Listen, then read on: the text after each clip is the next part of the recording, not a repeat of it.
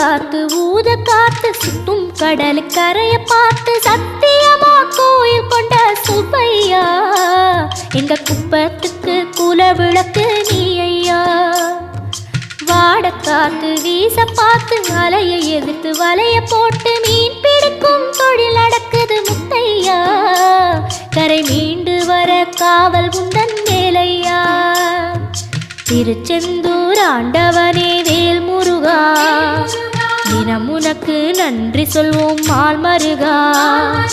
திருவடியில் தவம் இருப்போம் திருமுருகா தீர்ப்பெழுது நலமெனவே வடிவழகா.